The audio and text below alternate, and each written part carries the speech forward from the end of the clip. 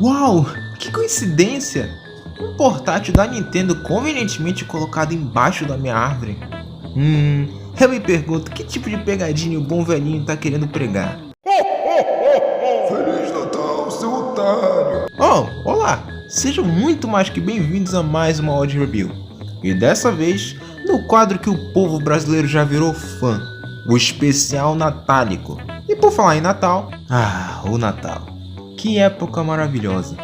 Sério, as árvores, os enfeites, as músicas, todos ficam felizes. E olhando para todas essas casas enfeitadas, eu me lembro de uma promessa que eu fiz há um bom tempo. Gravando esse vídeo, eu acabei de ver na internet que existe um jogo, não esse mesmo, mas um jogo do Estranho Mundo de Jack pro Game Boy também. Talvez, põe um grande talvez aí na tela.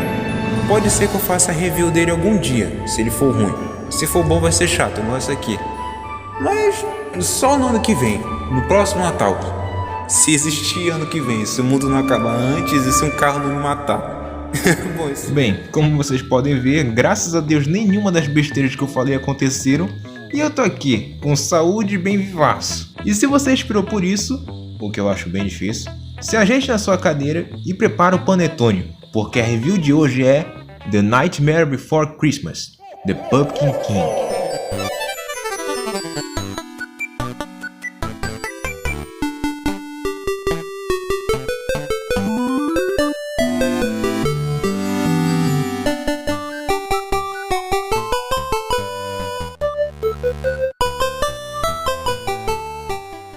Antes de começar, eu tenho que falar sobre a capa.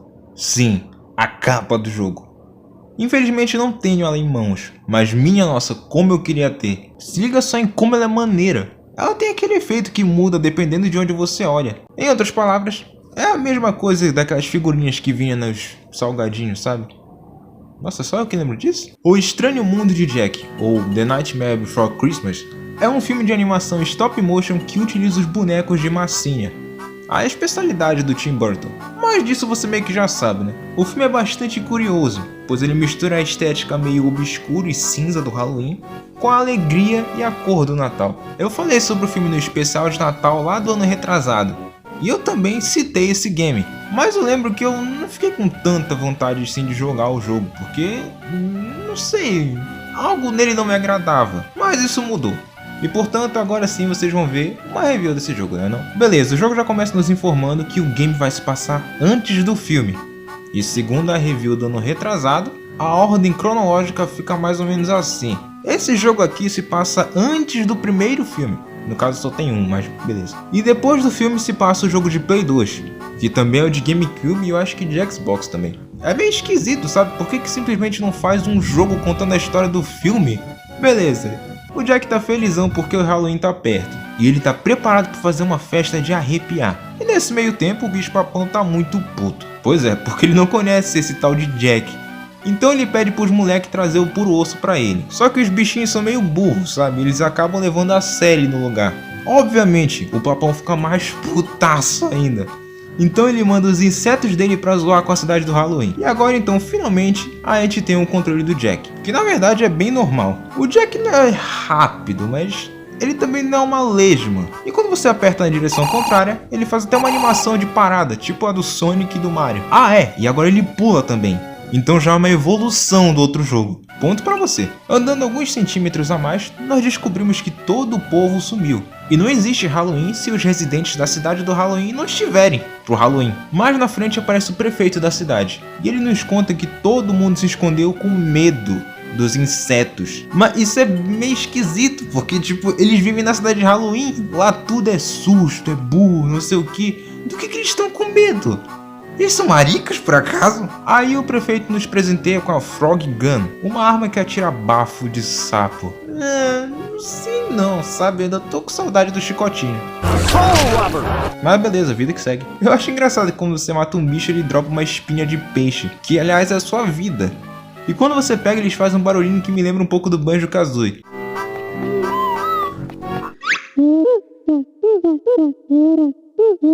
E jogando por um tempo eu acabei me perdendo.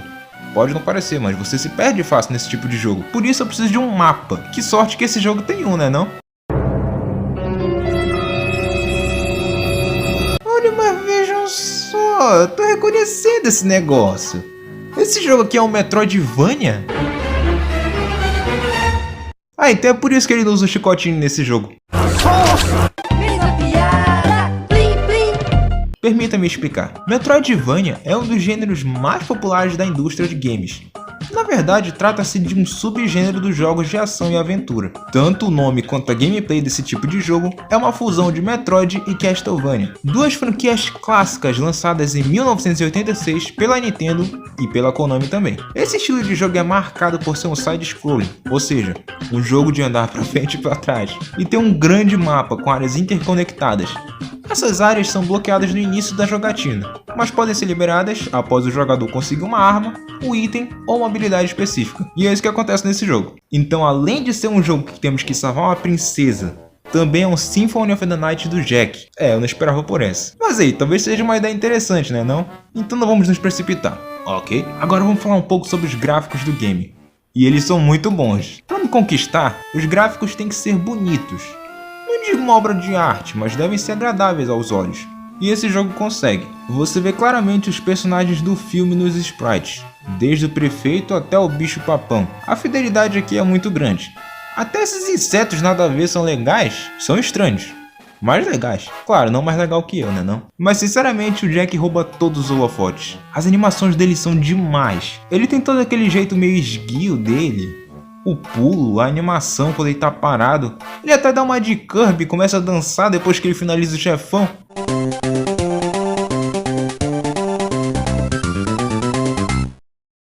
Uma parada que eu acho engraçada é o jeito de subir a plataforma, o que me lembra um pouco o Santa Claus Save the Earth. Além do Jack, também podemos jogar com o Zero, o cachorro do Jack, que participa de uma espécie de minigame de corrida. E depois que o encontramos, ele vira uma espécie de fadinha de Zelda e fica nos acompanhando até o final do jogo. E sobre as armas, mais lá pra frente no game nós conseguimos o Boomerang Morcego, que não é um boomerang na verdade. Os boomerangues voltam quando você joga eles, e esse negócio só vai e não volta nunca mais. Ok, eu tô me distraindo um pouquinho.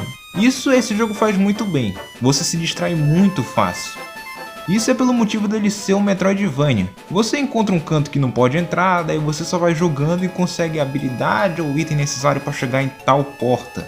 E aí você lembra de alguma coisa que você deixou lá no início do game, então você volta todo esse caminho. Não sei se foi intenção dos caras, mas eles conseguem mesmo tomar meu tempo. Os Metroidvanias são um tipo de jogo que demora um pouco para terminar, por isso a gente acaba se apegando ao jogo.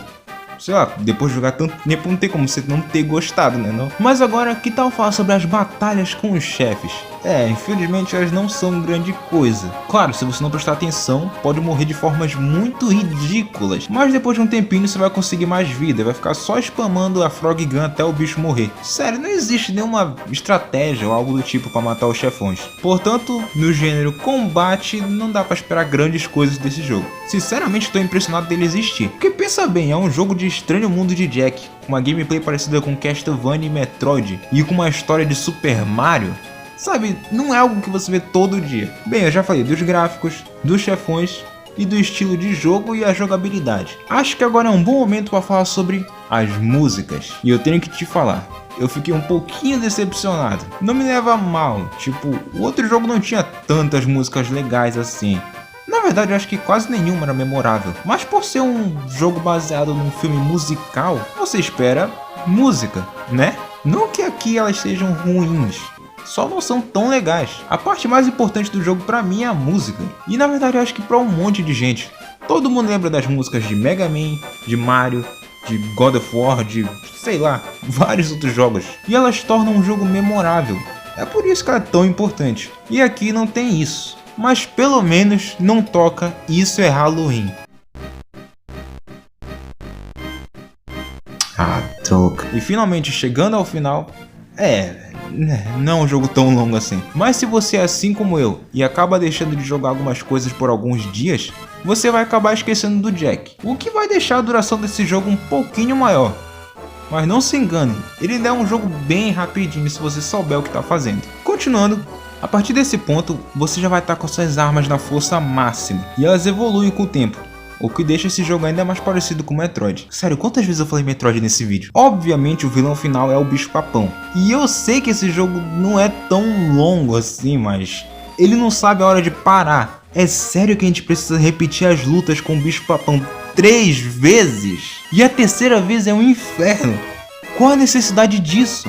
A gente poderia muito bem terminar o jogo na primeira luta. Às vezes demora muito para derrotar um chefe só. E as lutas nem são tão divertidas assim, é só spamar botão. Então aqui, nesse ponto aqui ó, você vai achar esse jogo extremamente maçante. Mas derrotando o bichão é fim de jogo. E no final, Jack salva a Sally e assim então consegue uma nova amiga. E sem a interferência do bicho papão, finalmente o Halloween vai acontecer. Final feliz, né não? Bom, sim, até o próximo ano, quando o Jack vai fazer merda e o papão vai zoar a cidade de novo. E assim então teremos o filme. Fim de jogo. Bem, o jogo não é ruim. Muito pelo contrário, ele é legalzinho até. Em alguns momentos ele é um pouco chatinho, eu admito. Mas você consegue contornar esses momentos olhando para as coisas boas. A animação do Jack é acima da média. Os sprites são muito bonitos. E não chega a ser um jogo tão maçante assim. Mas não se engane pelos gráficos bonitos.